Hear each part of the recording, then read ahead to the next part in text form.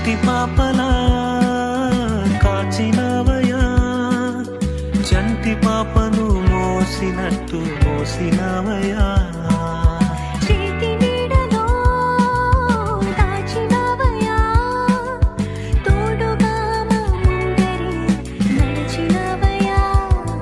పోషించినవయా, బలపరచినవయా, భయము వలదని ధైర్యమునిచ్చినవయా.